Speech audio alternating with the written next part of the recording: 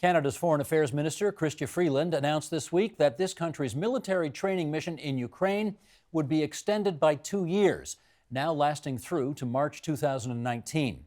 The decision came after a month of escalating tensions in eastern Ukraine, where the conflict has claimed nearly 10,000 lives since 2014. Here to help us understand what's at stake, in Montreal, Quebec, Dominique Harel, professor and chair of Ukrainian Studies at the University of Ottawa, and here in our studio, Sieva Gunitsky, assistant professor of political science at the University of Toronto, and we are delighted to welcome our two guests to our program this evening. Dominique, I'd like to start with you. This Russia, Crimea, Ukraine story now goes back 3 years, and I think we probably just need a couple of minutes of background off the top here to remind everybody of how we got to where we are now. So would you mind doing that for us? Sure. Well, let me address very quickly 5 points. The first is we have Maidan. It ends with 100 people killed, 17 policemen on the square.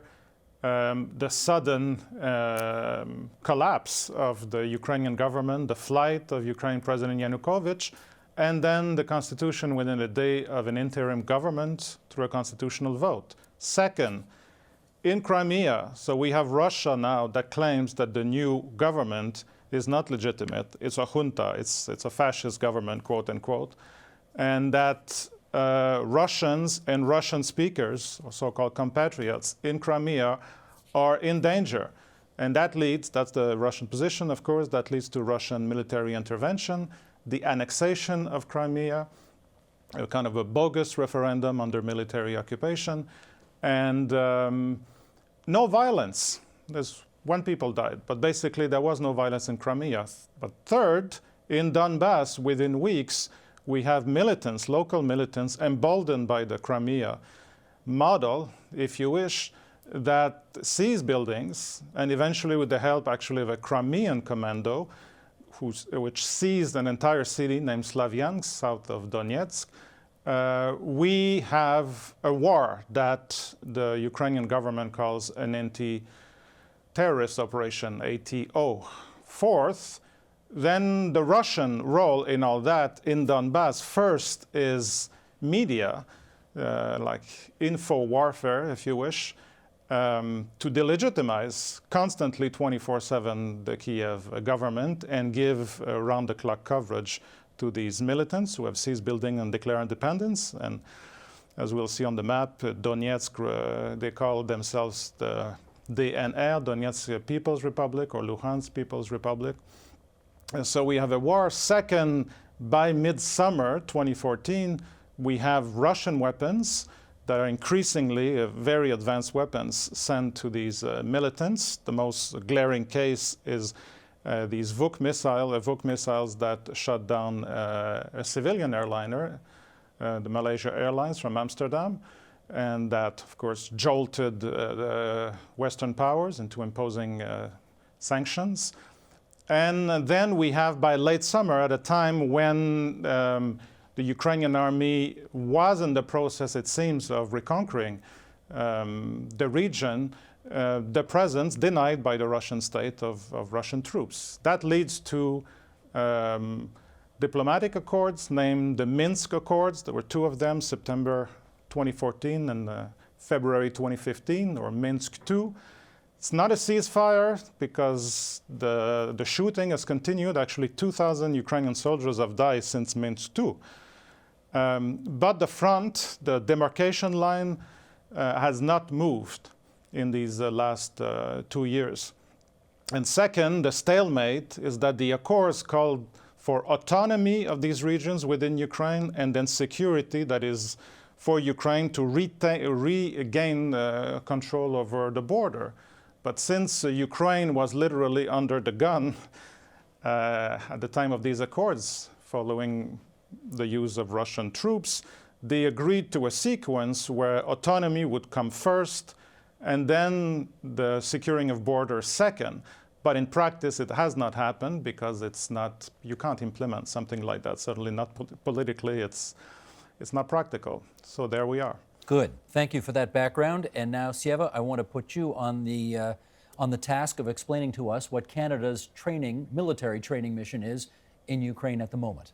Well, Canada's role remains the same as before. 200 Canadian soldiers training their Ukrainian counterparts, and they're training them in things like ordnance disposal, marksmanship, small team combat, medical training, things like that. And they're continuing to provide non-lethal aid, which includes a big range of things, everything from Gore-Tex boots to night vision goggles to tents, anything that can help on the battlefield. And they're doing all of this very far away from the front lines, which is very much on purpose. The main training camp in Western Ukraine is about 1,000 kilometers away from the front lines, and that has been Canada's role, is sort of offside training the Ukrainians, trying to modernize their army. In which case, in your view, how relevant do you think Canada's mission actually is? Well, it's relevant for a couple of reasons. One is tactically they're helping to train the Ukrainian army, which badly needs training. But I think more strategically, it also sends an important symbol that Canada will remain in NATO, and not just that, NATO will remain in the region, and NATO will continue to play an important part in the region at a time when NATO is being questioned by the U.S. So I think it's an important symbolic role that Canada is playing in this. Can you characterize what the Russian reaction was when they heard that Canada was going to re-up for another 2 years? The Russian reaction was very predictable. They were very unhappy. They called it counterproductive. In the Russian media, if you look at it, when Canada comes up now, it's usually in the context of trying to discredit Chrystia Freeland, alleging that her grandfather had Nazi connections or something. Hold off on that. We are going to get to that. Okay. We'll get to that. But their response has been negative. Let's read this from Foreign Policy magazine, which has reported on the conflict in eastern Ukraine this way. This is from last month in Foreign Policy. Large-scale fighting had, for the most part, died down in eastern Ukraine since the signing of the Minsk II ceasefire agreement in February 2015. That changed on January 29th, when fighting broke out in the town of Avdiivka. Nearly 24 civilians and soldiers have died, and many more have been injured in what the Organization for Security and Cooperation in Europe describes as the heaviest shelling it has recorded since the war began in 2014. Kiev has pointed the finger at Russia as the culprit for the recent outbreak of fighting, and there is some evidence to support its case. But Kiev's advances have also contributed to the rekindling of the war. Dominique, going to go back to you now in Montreal. Why is Ukraine being apparently more hawkish in its eastern region at this moment, in your view? The article that you cited refers to a kind of a buffer zone between the two armies. And there's credible evidence, and that was reported in the Globe and Mail, that Ukraine first was trying to gain some positions within the buffer zone, and then that led to a massive retaliation and the bombing of Avdiivka. Now, the logic probably was that trying to force a bit the hand of the Trump administration in the early going. Of course, the signals tended to be fairly pro-Russian, trying to force the hand. But at the same time, it's very interesting to look at the timing. That is, the high intensity of the shelling started immediately after the first phone call between, the phone call between President Trump, President Putin, and then somewhat subsided, certainly in high intensity, after U.S. Ambassador to the UN, Nikki Haley, issued a forceful statement that was actually more favorable to Ukraine. So we have to understand that as this is a war within a geopolitical conflict. At the same time, you can't really control what's happening on the ground. I'm going to get back, Sieva, to the Canadian angle in this, but before I do, are you clear in your mind on what the Trump administration's position is on this conflict? Well, I think the Trump administration is not clear in their mind, so I can't pretend to be. Obviously, coming into the election, Trump promised that we'll be softer on Russia, we'll maybe allow them to have more say in the region. But given all that's surrounding Trump right now with his Russia links, they haven't been able to change their course very much. So they're still basically saying that Russia is being aggressive. I don't see them taking a strategic chance and either backing one side or the other. I think that they're semi-okay with the status quo for now, mostly because they can't do much. Okay, back to the Canadian angle then. How does Canada's mission, which you have just described, how does it fit in with broader NATO aims for the region? Well, I think it's part of the recent push by NATO to prove that it's still relevant. And this is one part of the picture. Canada is also committing troops to Latvia along with other NATO members. NATO is trying to demonstrate, I think, very clearly that we are here and we are important no matter what Trump says. Now, Russia sees this as proof that NATO is continuing to try to encircle and destroy Russia. That's their viewpoint. Do you think they hold that view understandably? Well, they are paranoid, no doubt, but you might say if you're sympathetic, they're justifiably paranoid given how many times they've experienced invasion. So they see any moves by NATO as not trying to maintain stability in the region, but trying to provoke Russia. And of course, NATO has exactly the opposite narrative in their mind. You know, there's this old expression, just because you're paranoid doesn't mean they're not out to get you. That's right, and Russian leaders have internalized that lesson very much. Okay, Dominique, we know this issue of whether Ukraine should be in or out of NATO is a very important one for that part of the world. It was reported in early February that President Poroshenko from Ukraine wanted to hold a referendum on Ukraine's admission into NATO. Do you think that referendum would be a good idea? I don't think so. I mean, if you look at reputable polling done consistently by Mohyla University, that's in Kiev, a sociological outfit, the support for NATO about a year or two ago was at 50%, but that's counting people who didn't know, etc., who have no position. And now it's down to about 40%. So if there were to be a referendum and you count only those who actually expressed and go and vote and express their views, support will probably be in the high 50%, but showing a very clear division regionally, that is between Western Ukraine and Eastern Ukraine. Of course, we're not counting the areas that Ukraine is currently not controlling. So in addition, I mean, it's, of course, that's part of political discourse here by President Poroshenko. But the reality here is that NATO has refused to send lethal weapons to Ukraine in the last 3 years. I mean, we have an empirical case here, very dire one. Most likely, the Ukrainian president understands that there's no political cards at the moment in NATO, even though they're kind of bound by a resolution that was issued in 2008 at a summit, that Ukraine one day would be part of NATO. There's no political will now to be in a position to basically guarantee Ukraine military protection. Does it suggest to you, Sieva, given that NATO has not sent deadly weapons to Ukraine, that they don't want Ukraine in NATO? Absolutely. Ukraine in NATO right now would be a terrible, terrible idea. Because? Well, for several reasons. It would be sort of like Mexico joining the Warsaw Pact during the Cold War. It would send a clear signal to Russia that NATO is out to provoke it. So if you want Cold War II, Ukraine and NATO is definitely the best way to go.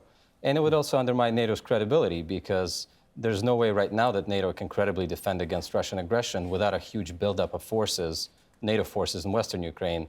That would not work well for the regional stability. And as Dominique mentioned, there are deep divisions inside Ukraine.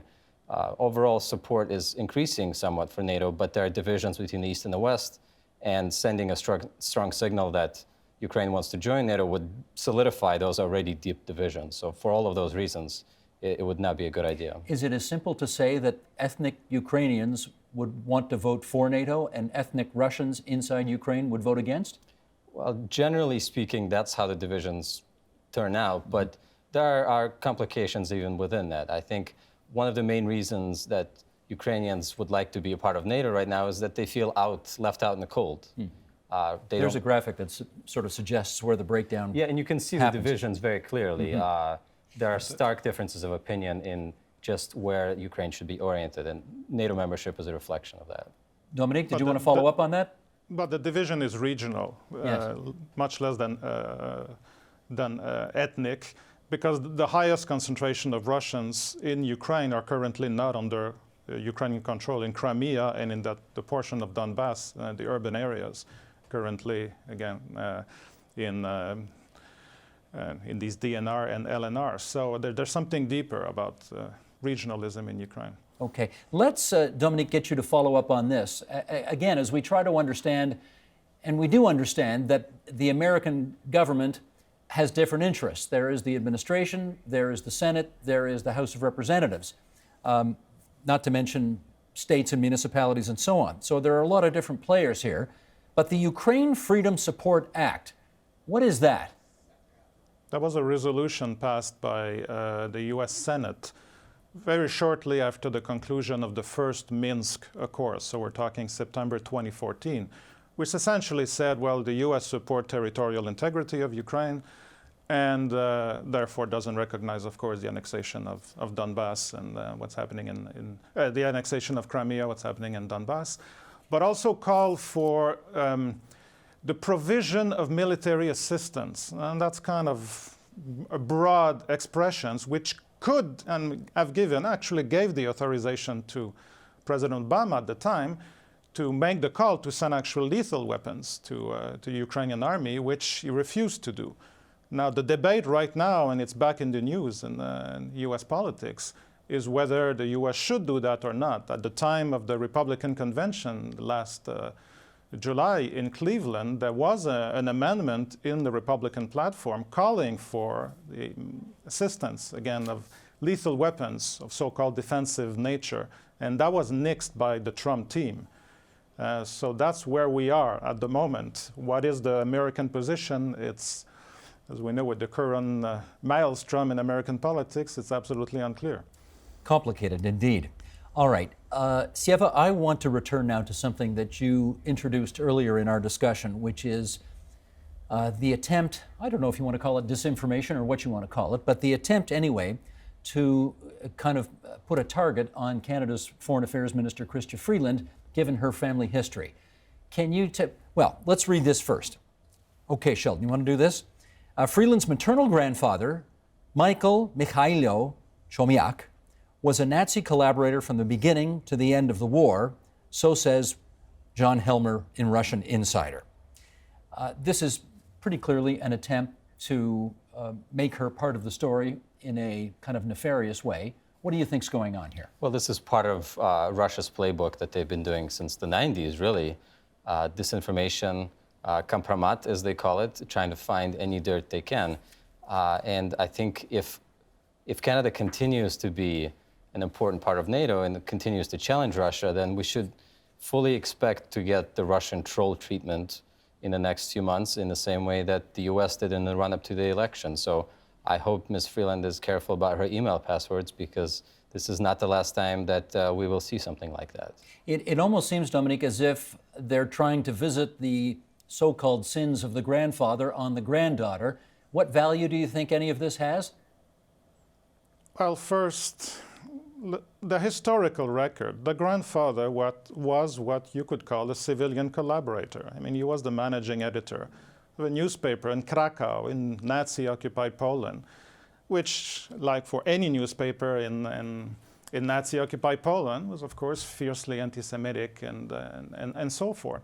So this is very troubling, but it turns out that Minister Freeland's uncle is a historian at the University of Alberta, John Paul Himka, and he's written extensively on this newspaper, Mr. Chomiak, for 20 years. And Chrystia Freeland has been quietly supportive of this quest for, this very, very difficult past. That being said, 2 points quickly here. The first is that why was the grandfather in Poland, well, in Warsaw, not Warsaw, Krakow, in 1939? Because he fled the brutal invasion of the western Ukrainian region of Galicia. That's exactly where the Canadian troops are at the moment. And that invasion, following a secret pact with Hitler, the Molotov-Ribbentrop Pact, meant that 500,000 civilians, mostly ethnic Poles and Jews, but also Ukrainians, were deported before 1941. And at the end of the war, in the context of a massive uprising by Ukrainians against the reimposition of Soviet power, 100,000 people, 75% of them unarmed, were killed by Soviet forces, and 200,000 were deported. Now, that larger picture you never get in the narrative of delegitimization.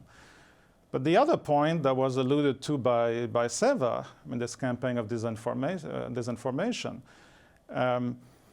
the logic here is you seek to delegitimize the very idea of Ukrainian nationalism, which is that Ukraine has the right to have its own state and to autonomously determine the nature of its own government and of its foreign policy.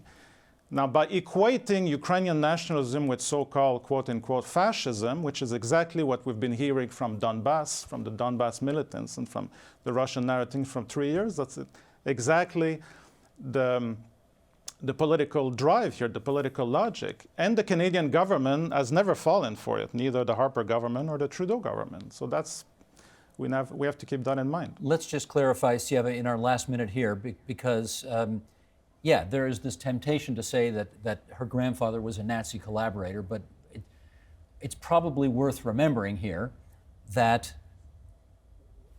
Ukraine, having been overwhelmingly dominated by the Soviet Union, would look to another party, namely in this case Germany, to get out of the clutches of the Soviet Union. And therefore, is it fair to say that there was sort of less Nazi collaboration going on and more hoping the Germans would help them get away from the Russians? Ukraine was in an impossible position during World War II. It had just suffered through a huge famine engineered partly by the Soviet government, perhaps mostly by the Soviet government. So in many ways, they, believe it or not, welcomed the Hitler invasion, at least in the beginning. Because they thought it would get the Soviets out of there. They were trying to find anybody who would help them with the Soviet Union, and they thought even Nazi Germany might be a good alternative. Now, that doesn't necessarily justify people's actions at the time, but I think it's important to keep the context in mind. And moreover, the goal of the Russian story here is not to make us aware of Ukrainian history, it's to dilute the narrative of trying to establish a united and free Ukraine. Their goal is not to make us understand what Ukraine is going for, but to try to disagree with what the mission of NATO is more generally. So I think in that sense, it's not a productive discussion if we're trying to understand what's happening in Ukraine now. Good. Gentlemen, we thank you for coming in tonight and helping us with the context of this very complicated story. Dominique Arel, Professor, Chair, Ukrainian Studies, University of Ottawa. Sieva Gunitsky, Assistant Professor, Department of Political Science, University of Toronto. My thanks to you both. Thank you. Thank you. Help TVO create a better world through the power of learning. Visit TVO.org and make a tax-deductible donation today.